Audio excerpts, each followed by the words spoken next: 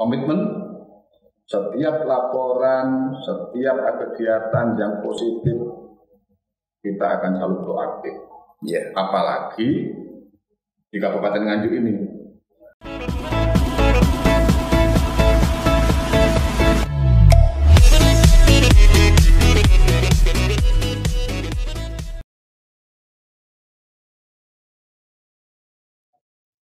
Assalamualaikum warahmatullahi wabarakatuh. Sahabat Smekta sekalian, selamat datang di podcast Smekta yang bahas tentang masa depan pendidikan dan teknologi. Alhamdulillah pada pagi hari ini, hari yang berberkah ini, yaitu hari Jumat tanggal 16 April 2021, sudah hadir di tempat kita di podcast Smekta, yaitu para penggawa-penggawa Komnas Dik Kabupaten Nganjuk. Yang pertama adalah Bapak Sujito selaku Ketua Komnas Dik Nganjuk. Yang kedua adalah Bapak Faisal Ansori, SE, Wakil 4 Bidang Riset dan Pengembangan. Selamat datang Bapak sekalian di podcast Smekta. Jenengan adalah tamu saya yang kedua. Kemarin kami mengundang Bapak Kacabin, Bapak DRS Edi Soekarno MMPD, dan sekarang jenengan. Alhamdulillah. Rencana kami nanti akan mengundang juga para narasumber lain yang berhubungan dengan dunia pendidikan dan teknologi. Tapi sebelum kita bincang-bincang, Pak Jito dan Pak Faisal, izinkan saya selaku pribadi juga selaku Wakil Guru Besar SMK 1 Tanjung Anom menyampaikan ucapan selamat melaksanakan ibadah puasa kepada Bapak Ibu Muslimin yang melaksanakannya. Semoga dengan puasa ini menambah tingkat ketakwaan kita semua. Ya, diberikan kesehatan, keselamatan, dan keberkahan. Dan yang paling penting lagi adalah semoga pandemi COVID segera berakhir. Amin. Baik Bapak sekalian, Pak Jito dan Pak Faisal, kita bincang-bincang ya ini ya. Ada Komnas HAM, ada Komnas BWA dan sebagainya. Kemudian muncul Komnas Dik. Ya, dan cepat sekali. Luar biasa ini gaungnya ya. Itu pikir apa Pak Jito mungkin yang latar belakangi kok timbulnya Komnas Dik ini? Oke, terima kasih Pak Iwan. Bosnya Smekta ini. Selamat pagi, alhamdulillah, matur suwun. Saya berdua dengan Pak Faisal telah diundang. Mudah-mudahan acara ini nanti bermanfaat. Amin. Masyarakat Kabupaten Nganjuk. Penjenengan tadi menanyakan apa yang melatar belakangi sehingga kok timbul Komisi Nasional Pendidikan, di mana menurut penjenengan gamnya sangat cepat sekali. Ini Pak Iwan. Komisi Nasional Pendidikan Jawa Timur ini merupakan induk kita, kemudian dari pusat juga ada, jadi kabupaten, provinsi, pusat. Nah, Jawa Timur di bawah naungan Komisi Nasional Indonesia yang bertempat di Jakarta. Kemudian kita yang di kabupaten ini, Kabupaten Jawa Timur khususnya, ini segala sesuatu kegiatan kita ini harus melaporkan ke tingkat provinsi. Nah, latar belakangnya begini, karena sangat kompleksnya permasalahan baik dari sistemnya, baik dari pelakunya sendiri di dunia pendidikan. Nah, ini Komnas Dik akan berusaha satu untuk melakukan pengawasan, untuk melakukan pemantauan, pengajian dan pendampingan agar polemik-polemik yang terjadi di dunia pendidikan tadi, baik sistem atau pelaku pendidikan, itu sekecil mungkin dapat diantisipasi. Namun demikian, karena jumlah kita, personil kita yang terbatas, ini masih jauh dari harapan. Masih jauh dari harapan masyarakat. Namun kita tetap komitmen, setiap laporan, setiap kegiatan yang positif kita akan selalu proaktif. Apalagi di Kabupaten Nganjuk ini, saya dalam skala kecil adalah merupakan koordinator Komisi Nasional Pendidikan yang ada di Kabupaten Nganjuk. Setiap hari hampir ada laporan, setiap hari Pak Iwan, hampir ada laporan yang semula saya tidak kenal, nomor WA-nya belum terdaftar di HP, laporannya gini. Nah, akhirnya saya bagaimana dengan teman-teman, saya selesaikan berdasarkan skala prioritas. Nah, itu yang melatar belakangi. Mudah-mudahan ke depan niat baik kita ini selalu mendapat dukungan dari pemerintah. Amin. Demi pendidikan di Kabupaten Nganjuk bermartabat. Amin. Oke. Begini Pak Jito, karena kan saya kan pernah baca ya di Permen atau pemerintah nomor 17 tahun 2010 kan tentang Dewan Pendidikan. Ya kan? Nah, terus tiba-tiba kan ada Komnasdik ini. Ini saya apakah memang ini tidak bertabrakan fungsinya antara Dewan Pendidikan dengan Komnasdik ini? Ini nanti kita saling melengkapi Pak Faisal ya. Kita sharing aja antara Pak Iwan, dengan saya sharing aja, kita belajar bersama-sama.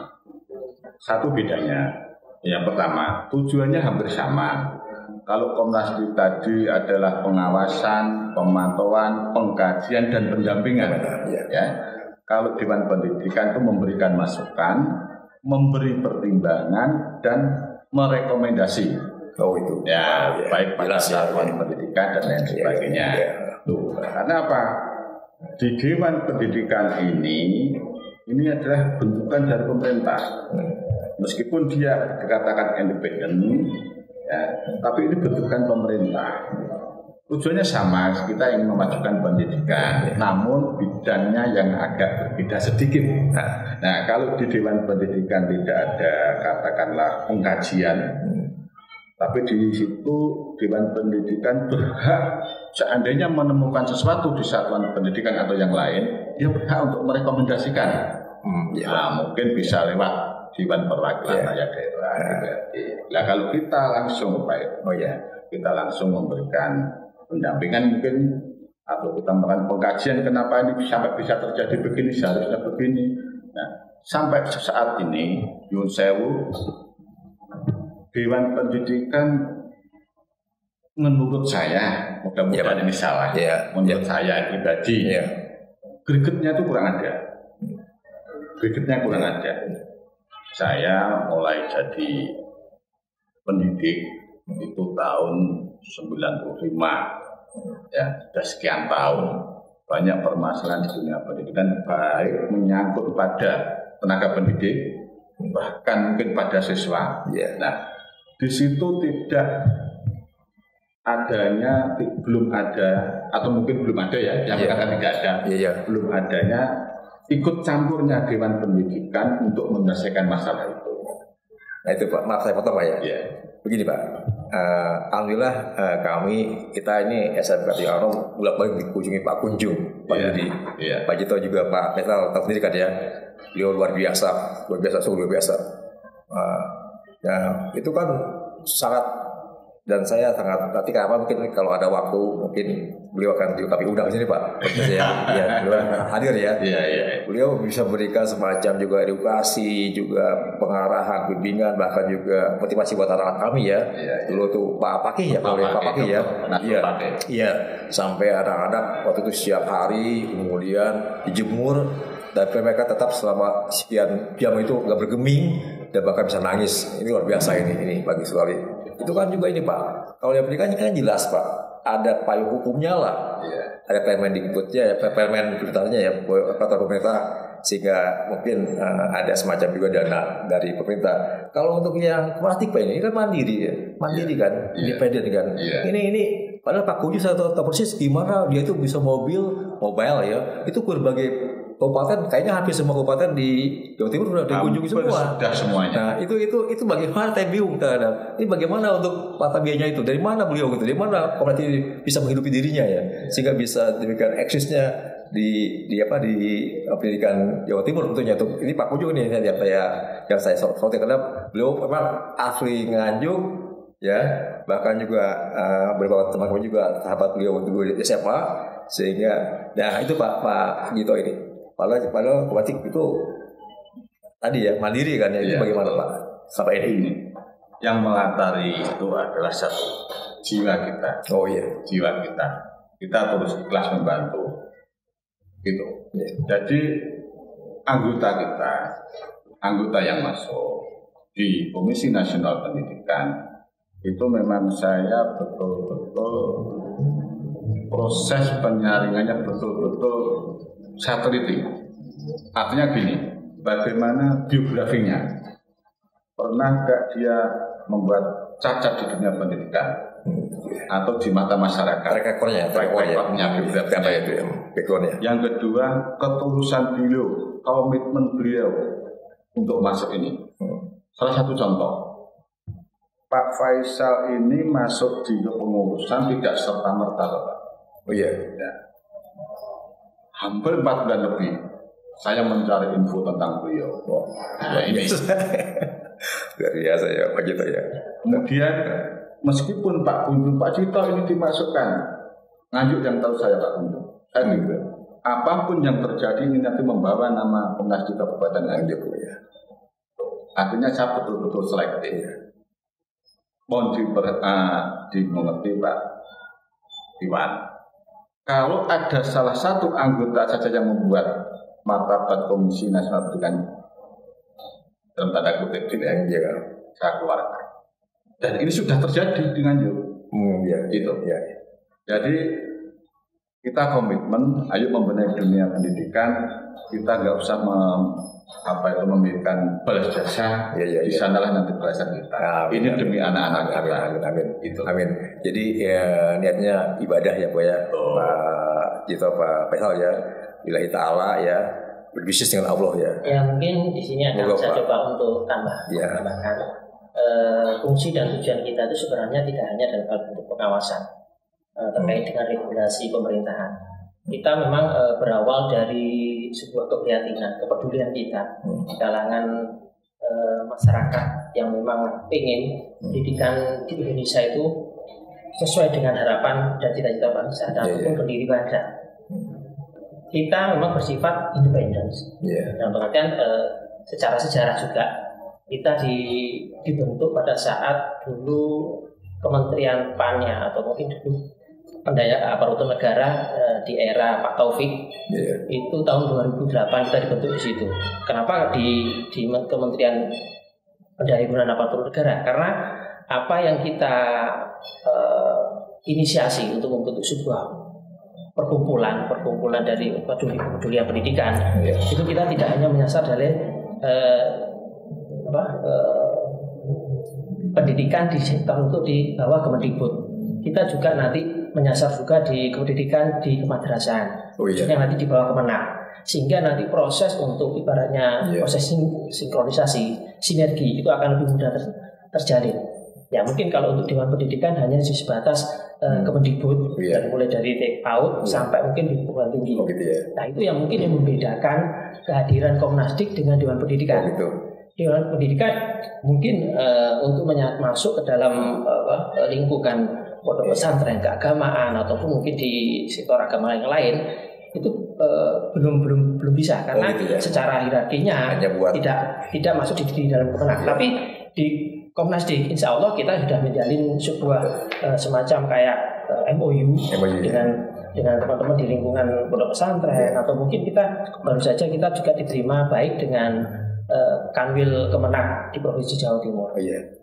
Tujuan kita ibaratnya secara lebih luas itu kita ingin berkontribusi dalam hal pengembangan potensi insan pendidikan agar menjadi manusia yang bertakwa, berakhlak mulia, sehat jiwa raga, berilmu cakap, kreatif, mandiri dan warga negara yang baik. Jadi kita lebih secara menyeluruh Kita ingin dari setiap kegiatan-kegiatan yang kita lakukan, kita lebih banyak untuk membangun karakter kebangsaan yang sesuai dengan cita-cita pendidikan nasional. Kita menyelenggarakan seminar, kita ingin meningkatkan kualitas dari insan-insan di pendidikan itu sendiri. Banyak semacam kayak mungkin di tataran Komnas Nganjuk itu sendiri. Alhamdulillah kita sudah mengawali sesuatu yang besar, sesuatu yang mungkin bagi bangsa ini mungkin terlupakan terkait dengan Pancasila. Karena selepas mungkin Pancasila masuk dalam sebuah pendidikan yang tidak seperti dulu, gencarnya proses sosialisasi penanaman kaumnya tidak seperti dulu. Alhamdulillah Kabupaten Nganjuk kemarin menginisiasi membuat semacam lomba sekolah pemadaban Pancasila. Komnas gitu ya? Iya, Komnas yang Pak Kunjung datang gitu ya? Iya, alhamdulillah. Pelajaran kalau salah ya? Di SMP Pace, SMP 2 Nganjuk, SMP se-Kabupaten Nganjuk. Ya, ada proses, kita memang proses dari seleksi dari semua SMP di seluruh kecamatan di Kabupaten Nganjuk. Dan di situ alhamdulillah kita mendapatkan respon yang sangat baik. Khususnya informasi dulu dari Bapak Ketua kita di Provinsi Jawa Timur, kita juga diapresiasi di tataran lingkungan staf kepresidenan. Dan alhamdulillah juga kita mendapat dukungan langsung dari Kaukus Pancasila. Yang di situ ada anggota DPR RI Bu Eva Sundari. Alhamdulillah kita juga akhirnya diberikan semacam kayak pembekalan dalam bentuk sebuah buku karya dari kumpulan dari para legislator di tingkat pusat untuk kita bagaimana menggaungkan kembali Pancasila itu di tataran untuk generasi mendatang. Karena saat seperti itu kita memang membutuhkan ke depan apa yang menjadi dasar negara kita itu benar membunyikan mulai dari tataran usia dini sampai ke perguruan tinggi. Itu yang memang menjadi sebuah hal yang sangat membanggakan bagi kita, dan itu merupakan satu-satunya di Indonesia yang menginisiasi adanya lomba sekolah pemadaban Pancasila. Luar biasa ya. Terima kasih Pak Faisal ya, luar biasa. Atau jadi Pak Kunjung, Pak Jito ya. Ini kan kami ingin tolong Pak, siapa aja Pak yang bidangnya itu apa aja, yang bidang yang ada di Komnas di kapan gitu. Dari ketuanya terus ada strukturnya bagaimana Pak kira? Ini di struktur organisasi Komisi Nasional Pendidikan mulai dari pusat Jakarta, yang ini aja yang di Provinsi Jawa Timur, kabupaten itu sama.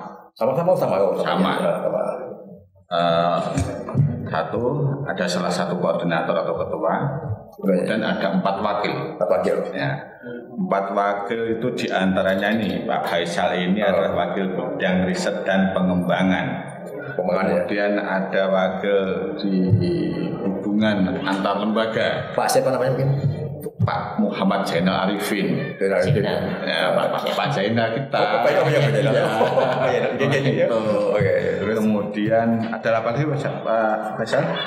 Ada advokasi hukum. Nah itu bidang hukum. Ini dipegang oleh Mas Trio Ambodo SHMAH, itu lawyer kita. Jadi kalau ada permasalahan di dunia pendidikan, monggo. Baik instansi itu bidang UPTD, SD, SMP atau SMA, kita tidak menarik imbalan. Kita menyiapkan lawyer. Gitu ya. Iya, itu. Nah, ini juga Pak, saya sekarang ada orang tua mungkin yang bermasalah dengan sekolah atau apa ya. Itu bisa ya ke. Alhamdulillah Pak Iwan, itu sering kita laksanakan. Gitu ya. Cuma gini, awal-awal kita kan memang sering bris tentang kegiatan kita ya. Karena biar mengenal masyarakat. Setelah masyarakat mengenal, kita tidak seberapa mempublis, namun demikian kita tetap eksis. Seperti apa yang dikatakan Bapak Faisal tadi. Gitu. Di Nganjuk, Pak, tadi kan bidang riset, pengembangan, yang kedua kelembagaan, ketiga hukum, pengembangan mutu dan standar pelayanan, yang keempat bidang hukum dan pengawasan. Hukum dan pengawasan itu Pak Rio. kerjasama dan hubungan antar lembaga. Oh gitu. Ya. Itu lagi masing-masing itu membawahi anggota. Oh gitu. Koordinator. Mulai dari PAUD sampai perguruan tinggi. Oh gitu. Masing-masing ada. Iya. Bahkan ada di sini untuk bisnis. Itu ada yang membidangi sendiri. Jadi Komnasdik juga memberikan pelatihan skill keterampilan. Bagaimana cara siswa kita, kan tidak semua ekonomi siswa itu bagus, sehingga kalau nanti suatu saat dia setelah lulus tidak bisa melanjutkan ke pendidikan yang lebih tinggi, diharapkan mereka mampu memiliki keterampilan atau skill. Itu ada. Ya, misalnya nanti ada masyarakat atau siswa atau mungkin teman-teman Spektra channel ini yang ingin curhat, mungkin mengadu, mungkin kira-kira mereka harus kemana Pak? Alamatnya Pak? Memang call center yang kita gunakan, maaf, dalam ini sementara nomor HP saya. Oh iya, nomor HP saya. Makanya saya di akun Facebook saya resmi. Sujito ya? Iya, Sujito, resmi nomor HP-nya. Iya. Sujito gitu ya. Itu nomor HP-nya juga lengkap. Kalau boleh Pak? Itu 0852 5999 0889. Ya. Masyarakat Nganjuk itu biasanya lihat Facebook, kemudian inbox. Setelah itu kadang-kadang BA. Karena nomor saya tercantum di situ resmi. Oh gitu ya, Pak. Nah tadi Pak Ito bicara tentang masalah pendampingan. Nah ini kalau saya boleh tahu Pak, ini apa aja pendampingan yang sudah didasarkan oleh Komnasdik ini? Ini. Dengan. Ya nanti tidak usah terlalu detail ya. Iya. Ini intinya gimana? Nganjuk ini kabupaten kecil. Iya. Namun masalah pendidikan kompleks. Iya. Baik internal maupun eksternal. Internal di dalam instansi itu sendiri, dalam PT itu, atau pihak-pihak lain yang sengaja atau tidak sengaja ada permasalahan sedikit saja dibesar-besarkan dan lain sebagainya karena kepentingan tertentu, tanda kutip, mohon maaf indahnya, untuk kepentingan tertentu. Dari situ kita itu tidak menginginkan bahwa satuan pendidikan itu nyuwun sewu dalam bahasa Jawa dikuyo-kuyo. Nah, oleh oknum-oknum tertentu. Nah, di situ kita melakukan satu backup atau pendampingan apabila nanti terjadi ke ranah hukum. Alhamdulillah sampai sekarang belum ada yang sampai ke ranah hukum sejak kita berdiri di Kabupaten Nganjuk. Langsung di mediasi Pak ya? Iya. Mediasi ya. Kita adalah satu tadi, pengawasan, kemudian pendampingan. Itu. Sebisa mungkin masalah itu bisa selesaikan. Sebisa mungkin. Contoh soal. Mungkin Pak Iwan juga mendengar adanya mutasi guru di Kabupaten Nganjuk. Kita justru ikut memediasi bahwa mutasi mesti ada pro dan kontra. Bagaimana kita menjelaskan ke orang-orang tersebut, bapak-bapak atau ibu-ibu tersebut supaya bisa mengerti tentang mutasi yang telah diterimanya itu. Nah, kita memberi wawasan dan kita bisa satu bagaimana ya, artinya biar bisa menerima dengan legowo. Karena perlu diingat SMA, SMK sekarang ini sudah ikut provinsi, sudah tidak ikut di Kabupaten Nganjuk lagi. Kadang-kadang peristiwa mutasi guru dan memutasi tenaga pendidik itu menjadi sesuatu yang sangat urgent. Pro kontra itu Pak. Nah, di situ kita hadir dan kita sudah pernah melakukan dan alhamdulillah dengan berbagai cara akhirnya mereka bisa menerima. Pak Faisal ya, ini saya ada proses Pak Cito ini luar biasa ini. Dia itu olehnya itu tidak hanya pendidikan semuanya Kadang-kadang juga sering Pak Iwan tadi sini katanya sedang ngopi katanya luar biasa ini. Jadi luar biasa ini. Ini justru Pak Cito ini. Kok jenengan tiba-tiba bisa terpilih itu gimana Pak? Tapi jadi ketua Komnasdik kayak gitu. Ini gimana? Apa daftar ke Pak Kunjung atau bagaimana atau gimana? Ini Pak Iwan. Ini pada waktu itu saya itu dijapri oleh Pak Kunjung. Mungkin pada era zaman Bupati Topeng, saya sering membranding kebijakan-kebijakan di dunia pendidikan yang tidak pas. Nah, ini saya jadi kan tadi di mana Pak dinasnya Pak? Saya di SMP 2 Sawan, Pak Kunjung. Di atas ya, di atas ya. Sangat tinggi sekali. Jadi bisa memantau, kan kita pantau kan ya. Dan udah berani untuk menyampaikan ya. Saya berkomitmen demi Nganjuk, demi anak-anak sampaikan kebenaran. Iya. Meskipun saya dicaci maki awal, oke, nggak masalah. Iya. Kebenaran akan terungkap meskipun butuh waktu yang lama. Itu yang saya pegang. Iya. Kalau penjenengan masih ingat bagaimana zamannya Bapak Taufikur Rahman menjabat di Kabupaten Nganjuk, wah dunia pendidikan sangat-sangat amburadul. Sehingga prestasi pun saya itu sampai Masya Allah. Nah ini jangan sampai terjadi lagi di masa kepemimpinan Bapak Novi dan Bapak Margen. Iya. Amin.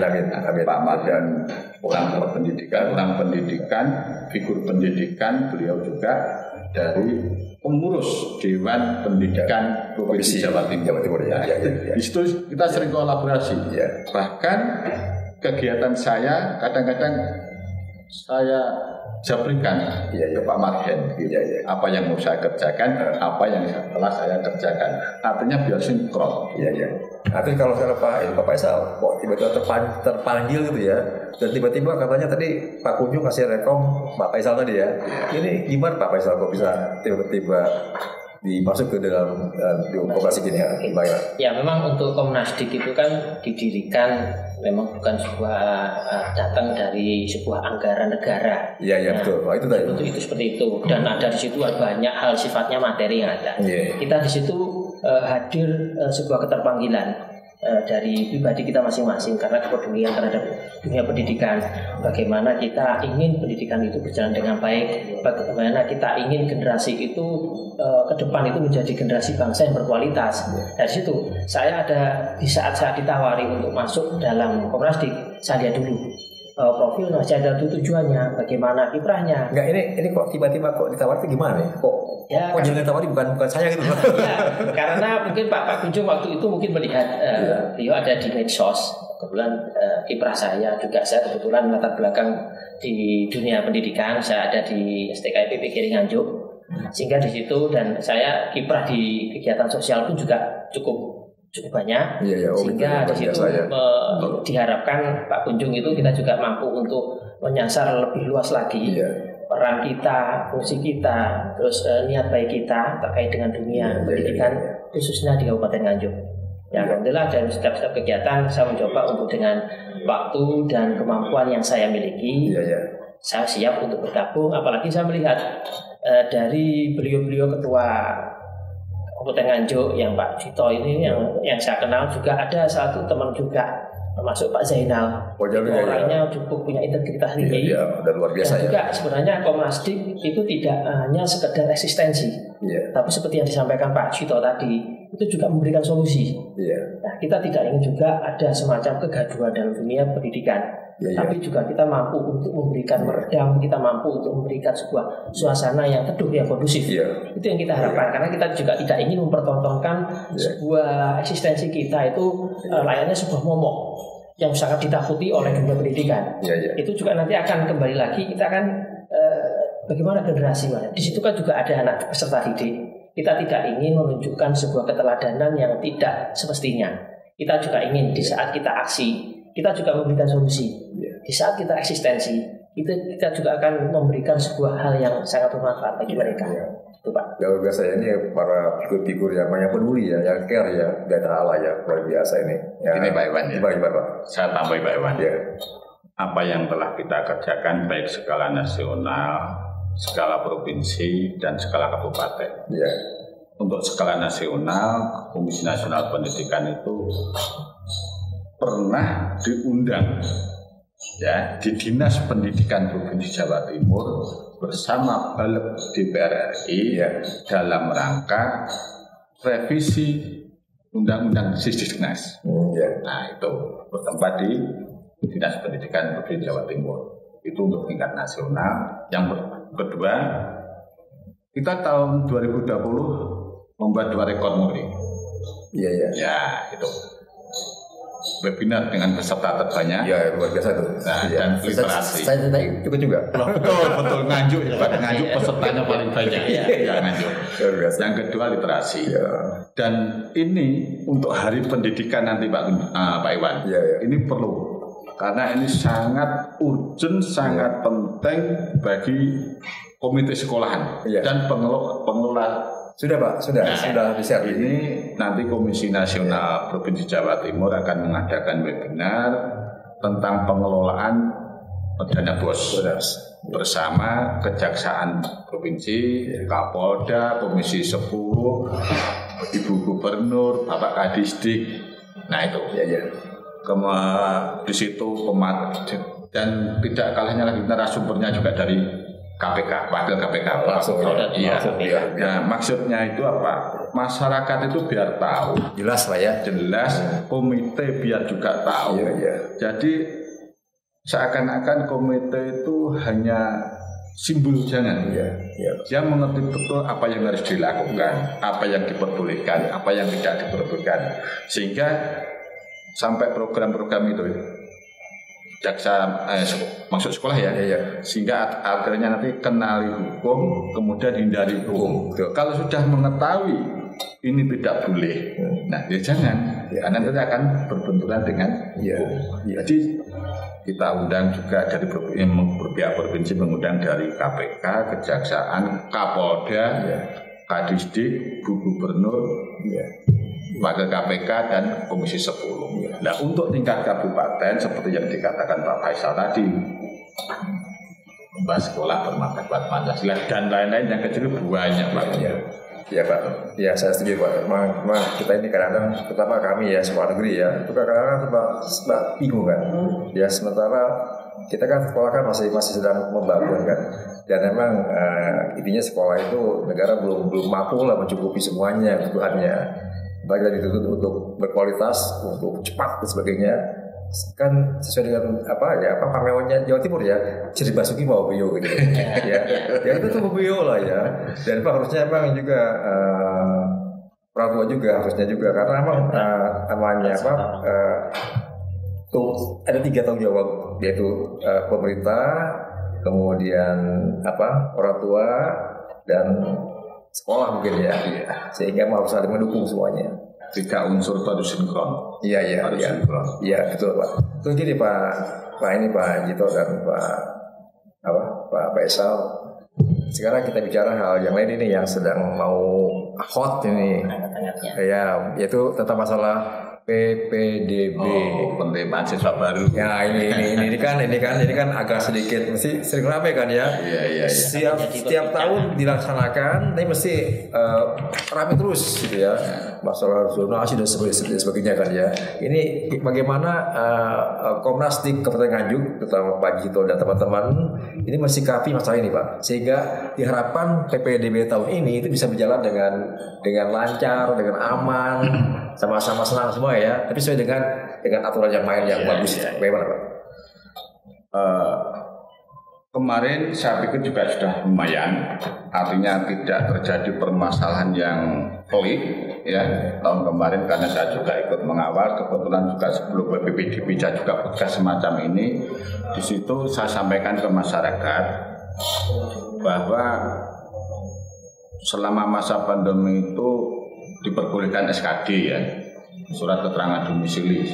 Tapi ini aja perbedaannya. Untuk saat ini PPDB baik SMP maupun SMA, mereka mau masuk SMP atau SMK, SKD tidak diperbolehkan dalam tanda kutip, hanya diperbolehkan apabila dalam keadaan khusus. Contoh, di Ngetos ada bencana alam tanah longsor di Selopuro. Tidak menutup kemungkinan di situ kakaknya hilang. Bahkan mereka anaknya mau sekolah. Juga banjir ini. Banjir di Lengkong kemarin atau di Tanjung juga kemarin. Nah, itulah yang dimaksud dengan keadaan khusus. Sehingga apabila terjadi semacam itu, SKD atau surat keterangan domisili diperbolehkan. Ini bedanya. Gitu ya. Tahun ini apabila tidak terjadi hal-hal yang khusus tetap menggunakan KK sebagai aturannya itu. KK ya. KK, kartu keluarga, mereka harus tercatat di situ. Nah, kalau misalnya kakaknya hilang Pak? Nah, kakaknya hilang karena banjir dan sebagainya. Nah, itu tadi bisa menggunakan surat keterangan domisili atau SKD. Oh iya, dari kelurahan atau dari SKD mesti dari RT lurah setempat. Oh iya, jelas Pak. Pasti dari RT dulu Pak. Kemudian prosentasenya juga mengalami perubahan. Ya. Ini perbedaannya aja yang disampaikan. Kalau kemarin disabilitas itu masuk pada jalur afirmasi, ya. Sekarang disabilitas masuk pada kalau kemarin mohon maaf, disabilitas masuk pada zonasi ya, bisa masuk dalam zonasi ya. Tapi kalau sekarang disabilitas masuk pada afirmasi. Ya. Prosentasenya sehingga mengalami perubahan. Zonasi untuk tingkat SMP SMA 50%, kemudian afirmasi 15%, perpindahan orang tua 5% dan prestasi 30%. Ya, ini yang perlu dicatat sekarang yang menjadi polemik, yang rata-rata orang tua belum paham rata-rata ini. Padahal kurikulumnya kurikulum K13 di situ tidak ada ranking di raport itu. Tiba-tiba ini ada aturan prestasi menggunakan nilai rata-rata raport semester 1 sampai 5. Dan di situ harus dilampirkan keterangan siswa itu ranking berapa. Nah, untuk rata-rata raport semester 1 sampai 5 ini ada Pak Iwan, ada apa itu verifikasinya, itu ada waktu-waktunya sudah teratasi. Nanti kira-kira apa Komatik mungkin membuka posko pengaduan mungkin misalnya ada orang tua yang nggak puas ya kan ya, daripada kemudian harus lapor ke yang aneh-aneh misalnya langsung ke Komnastik bisa kan buat fasilitasi banyak Pak ini Pak. Apalagi kan Komnastik kan juga kita memiliki keterikatan hubungan dengan dinas khusus di Kabupaten Nganjuk, sehingga di situ akan untuk mengkomunikasikan ada hal-hal yang sekiranya mungkin mispersepsi di masyarakat. Kita nanti bisa semacam menjadi penjembatan sehingga informasi-informasi yang ada di lapangan itu tidak simpang siur. Itu kita ingin polemik-polemik yang ada di PPDB masa-masa kemarin, tahun-tahun kemarin itu tidak terjadi pada masa PPDB hari ini. Kita ingin bahwa semua warga negara, khususnya masyarakat yang menginginkan sebuah sekolah yang sesuai dengan mereka, sesuai dengan kemampuan prestasi mereka terakomodasi, mereka terlayani dengan baik oleh semua insan pendidikan di Kabupaten Nganjuk. Terus ini Pak, masalah ini Pak, yang lain masalah kondisi tentang masalah rata siswa Pak. Kan kadang-kadang sekarang kan zaman pandemi ini kan luar biasa kan ya. Karena siswa tidak ke sekolah, dia di rumah, akhirnya kan macam-macam Pak ya. Dan tidak hanya di Nganjuk, di sebuah tempat sering terjadi kasus ya. Ini bagaimana Komnastik selama ini mensikapi masalah itu Pak, masalah remaja ya, masalah entah kenakalan, entah macam-macam nih, yang mungkin yang agak-agak heboh mungkin ini gimana Pak? Dengan pandemi memang mengakibatkan tatanan pendidikan terutama ini mengalami pergeseran yang cukup fantastis. Satu, dari dunia pendidik yang semula belajar tatap muka sekarang belajar secara online. Dari sini menimbulkan begitu banyak permasalahan. Di awal-awal banyak siswa yang belum mempunyai HP Android. Dulu siswa itu bawa HP dilarang pada waktu pelajaran tatap muka awalnya. Ternyata karena kadang-kadang mereka belum waktunya melihat sesuatu yang negatif, sehingga pihak sekolahan melakukan hal preventif pencegahan, tidak diperbolehkan membawa HP tertuang dalam tata tertib sekolah. Nah, tiba-tiba sekarang diperbolehkan, malah wajib diwajibkan. Nah, kedua, tidak semua guru, ini perlu diketahui Pak Iwan, tidak semua guru melek teknologi. Betul. Nah, betul. Kenyataannya banyak guru baik di tatanan tingkat dasar, tingkat menengah, Kalau SMA saya yakin, seandainya ada cuma sedikit. Betul. Nah, itu tidak melek tentang teknologi, bagaimana cara membuat Zoom meeting dan lain sebagainya, bagaimana untuk pokoknya acaranya berbau teknologi dengan belajar cara itu mereka kebanyakan gaptek. Nah, namun sisi negatifnya dari kegaptekan itu karena dia dituntut untuk dituntut untuk bisa, alhamdulillah yang semula tidak bisa sekarang menjadi bisa. Harus berubah. Kalau tidak mau berubah ya punah. Nah itu ini dan alhamdulillah juga. Awalnya terpaksa, kemudian biasa dan budaya. Alhamdulillah pemerintah juga memfasilitasi. Kalau awal-awal biar sekolahan memberikan subsidi pulsa. Sekarang sudah disubsidi oleh pemerintah. Namun demikian, pandemi sekian lamanya, siswa tidak diperbolehkan belajar tatap muka. Ada tugas dikerjakan atau tidak dikerjakan, orang tua jarang mengontrol karena orang tua disibukkan kerja. Bagi orang tua yang peduli pada anak pasti dicek. Tapi bagi orang tua yang tidak peduli bagi anak, mungkin cuma tanya gini, soalnya sudah, dikirim sudah. Kenyataannya belum dikirim. Saya itu hidup saya nyuwun sewu, lebih banyak di luar daripada di rumah, sehingga sedikit banyak tahu kondisi di lapangan. Nah, posisi anak-anak itu. Mereka mestinya di rumah belajar mengerjakan, tapi kenyataannya bagi mereka pandemi ini seharusnya di rumah tidak boleh keluar, tapi kenyataannya seperti itu. Inilah permasalahannya. Ini Pak gitu ada Pak Faisal ya. Kalau SMK mungkin banyak ada itu ya kan, kita insya mungkin kegiatan kita punya Zoom meeting dan sebagainya, kita mungkin ada Google Classroom dan sebagainya. Saya bayangkan ini teman-teman di SD itu Pak. Jadi kan dari mulai SD PAUD ya Pak ya. PAUD sampai ke perguruan tinggi ya, luar biasa ya. Ini jadi kan kalau bagaimana belajar kan selama ini pandemi ini masalah pembelajaran di tingkatan tadi itu yang tingkat SD sampai PAUD atau mungkin yang itu bagaimana?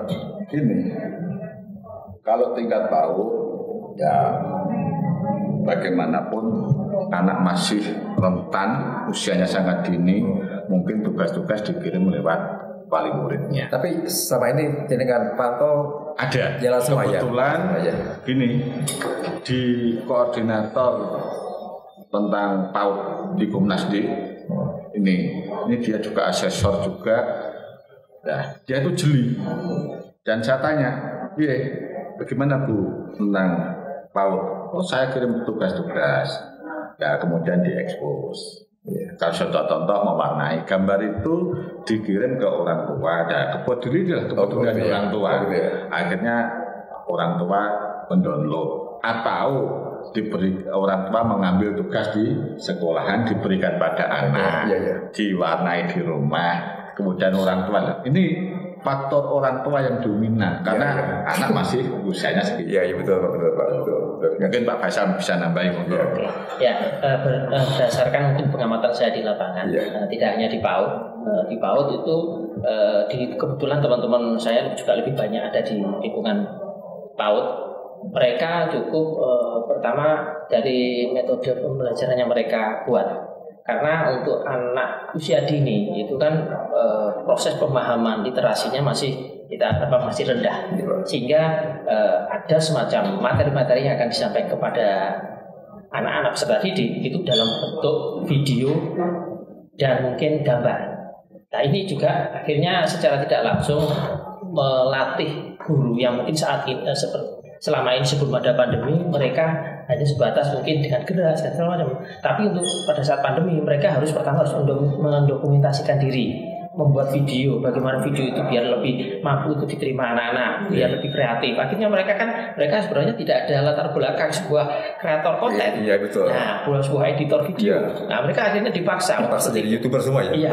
Dan itu dia dari sisi pendidiknya. Sedangkan dari sisi peserta didik, jelas mereka dari usia masih belum mampu untuk mengoperasikan gadget secara optimal. Akhirnya minta dibantu juga dari orang tua. Orang tua mau tidak mau juga harus paham terkait dengan gadget, bagaimana video itu diputar, bagaimana nanti apalagi setiap wali murid mungkin tentunya memiliki HP dengan spesifikasi yang tidak sama. Kadang ada yang mungkin kalau untuk video baru butuh sebuah yang RAM yang harus di atas sekian. Ya sehingga nanti itu juga merepotkan dari orang tua. Orang tua pun akhirnya mungkin yang saya amati mulai dari TK, PAUD sama SD itu ada semacam kayak beban tersendiri dari wali murid. Mereka dipaksa untuk menjadi pendidik yang sebelumnya mungkin bagi mereka hanya pasrah ke ibu guru, pak guru. Nah akhirnya untuk di masa pandemi ini mereka harus dipaksa menjadi ibu guru atau bapak guru. Padahal di lain sisi mereka juga punya kesibukan yang lain. Nah itu akhirnya menambah sebuah tingkat kesetresan. Nah itu yang mungkin yang saya amati juga di lapangan tidak hanya di SD atau mungkin juga ada di madrasah. Itu semuanya seperti itu. Apa gini Pak, itu ada Pak atau SD mungkin yang ada tarikan SPP atau iuran itu yang kata mungkin aja makal mungkin ngulang-ngulang nih gara-gara TV kok terbayar gitu kan. Iya kan, emang kita bayangkan orang tua juga stres Pak, pusing Pak ya, pusing Pak. Sesuatu yang baru itu pasti menimbulkan dan juga itu pasti itu. Makanya kita berdoa mudah-mudahan secepatnya COVID ini bisa hilang Pak ya. Kasihan siswa, kasihan juga orang tua, juga guru juga kasihan Pak. Aduh berat emang. Begini, karena masalah pribadi Pak ya. Ini gimana Pak Gito atau Pak Faisal ini bukan keluarga jenengan kan sering begitu mobile kan ya. Ini bagaimana nih? Apa pulang-pulang malam kadang-kadang dan sebagainya itu apa sebuah keluarga buat jenengan? Alhamdulillah sampai saat ini nggak ada permasalahan di keluarga. Contoh, saya mau ke sini, contoh soal ini. Sebelumnya saya sudah jauh-jauh sehari sudah ngomong. Acara suatu saat mungkin gini-gini. Saya mau acara di Surabaya, di Bedebeles, jauh-jauh hari saya sudah ngomong. Artinya apa? Kalau ada sesuatu kita jangan tidak ngomong. Gitu. Jelas Pak, jelas ya. Karena selain kita sebagai pendidik, kita juga punya tanggung jawab. Betul Pak. Jadi acara yang saya ikuti selain di dinas itu rata-rata jauh-jauh hari sudah diprogram. Dan yang di rumah itu alhamdulillah mensupport kegiatan kita ini mensupport. Kan ini kan tadi kan saya bilang kan ini nggak ada dana dari negara kan ya. Betul. Iya kan, paham ya? Kok orang gajinya kok capek-capek gitu. Tapi gini Pak Iman. Sesuatu kalau kita niati dengan ikhlas, jadi enjoy pasti nanti ada hasilnya. Entah kapan, entah pada anak kita, entah pada cucu kita, atau entah pada diri kita sendiri. Sesuatu kalau kita lakukan dengan niat ikhlas. Makanya saya bilang gini Pak ke teman-teman Pak, kerjalah yang sungguh-sungguh ya, total ya. Tiap ibadah, Anda pun nggak oleh upah, oleh pahala. Betul. Nggak oleh gajian, oleh ganjaran. Amin. Nggak oleh kita, oleh anak kita, cucu kita. Luar biasa. Terus jadi kan gimana Pak Faisal tentang keluarga? Hubungannya bagaimana? Alhamdulillah terkait dengan keluarga, saat ini saya cukup bahagia, cukup senang. Dan apalagi kiprah saya cukup mendukung semua mereka apalagi terkait dengan dunia pendidikan mereka saya welcome sekali karena di keluarga saya pendidikan itu merupakan sesuatu hal yang sangat mungkin besar dari tataran kalau kita terkait dengan keyakinan pendidikan merupakan jariah terbesar. Amin. Karena di situ kita tidak sadari bahwa di saat kita mengajarkan 5 huruf itu aja, suatu saat 5 huruf itu menjadi sebuah kebaikan bagi dirinya. Itu secara sampai akhir hayat hidupnya kita juga ikut menikmati di situ. Itu yang sifatnya MLM-nya jariah. Makanya ini yang saya tetap saya pegang sehingga nilai ibadah dari sebuah gerakan pendidikan itu saya tetap akan jalani. Itu menjadi sebuah hal yang memang sama Sang Pencipta itu diberikan sebuah hal yang baru untuk saya berkiprah. Karena apa? Itu ilmu-ilmu yang meskipun dari latar belakang saya tidak ada dari pendidikan, saya dari sarjana ekonomi, sehingga kalau kita sambung-sambungkan mungkin tidak akan cocok. Tapi alhamdulillah mungkin Tuhan sudah menganugerahkan saya untuk belajar ilmu baru karena di lingkungan sekitar saya pun membutuhkan. Karena apa yang mungkin saya miliki nanti suatu saat akan juga berguna dan bermanfaat bagi orang lain. Amin. Ya. Biasanya manusia yang baik itu manusia yang bermanfaat bagi orang lain. Setuju. Ya. Karena kalau semuanya karena ibadah, karena Allah Ta'ala, karena Allah, itu akan terasa nyaman, terasa enak. Nggak ada beban. Betul Pak. Berani. Iya.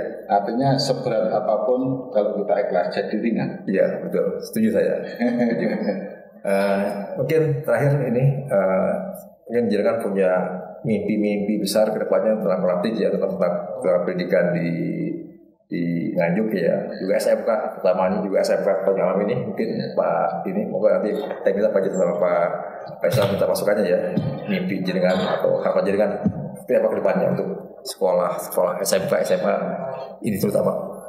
Ini Pak Iwan, saya selaku koordinator Komisi Nasional Pendidikan untuk wilayah Nganjuk itu berharap kedepannya satu, ciptakan suasana sekolah yang nyaman, ya, baik dari semua stakeholder yang ada di internal pendidikan, ya, satuan pendidikan tersebut.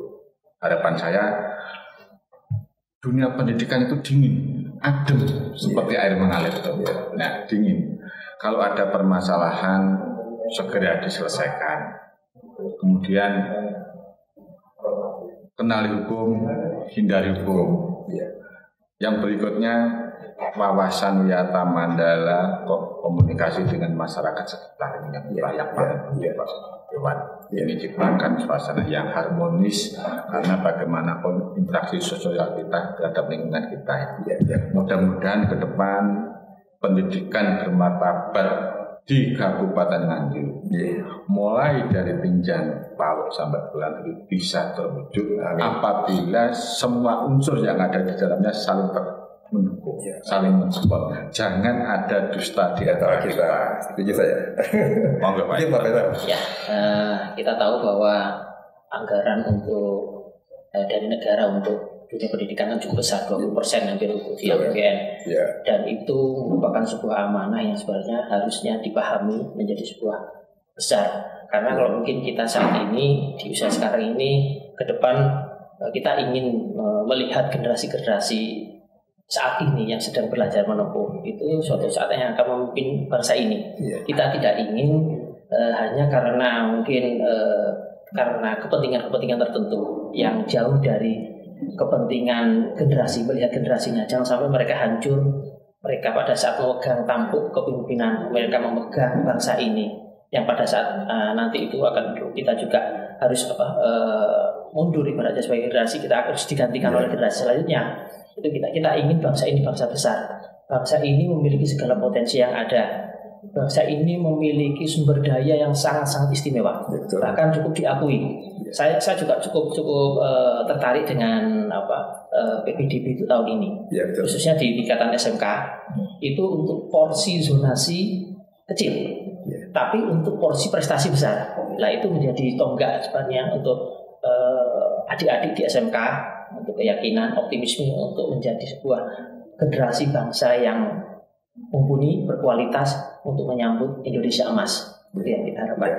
Ya, terima kasih Pak Gito dan Pak Faisal. Jadi emang saya ada namanya sekolah ideal Pak. Itu ada 4 syaratnya. Atau ada sekolah yang ujub dan rukun. Situasinya rukun. Tadi adem, tenang, nyaman. Ya di antara guru dengan guru, dengan siswa, dengan sebagainya. Rukun. Yang kedua sekolah yang melayani Pak. Melayani. KGM dan sebagainya, pelayanan prima buat siswa, orang tua dan masyarakat.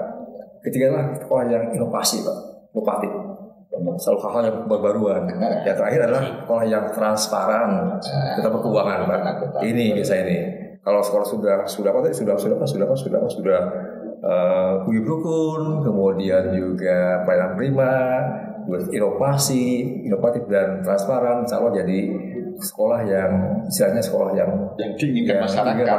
Kalau saya ini bilangnya madrasati jannati. Sekolahku adalah surga. Sehingga secara tidak langsung pun juga generasi siswa-siswa itu pun juga akan meneladani kebaikan-kebaikan yang pernah dirasakan di sekolahnya.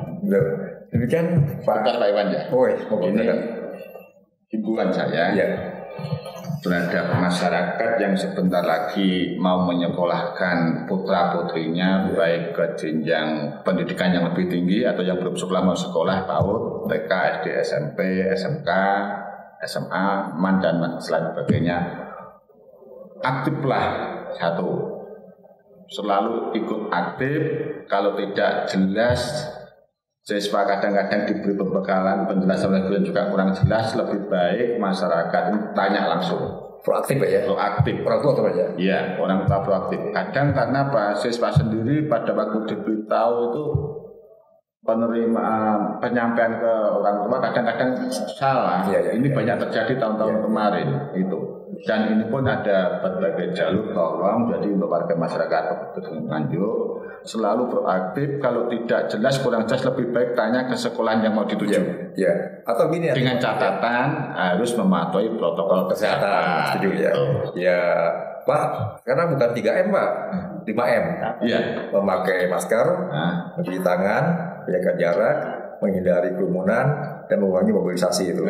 Ada pun nanti misalnya mereka tidak bisa datang ke sekolah, kalau di kami bisa lihat Smekta Channel Pak. Betul. Lengkap semua sana.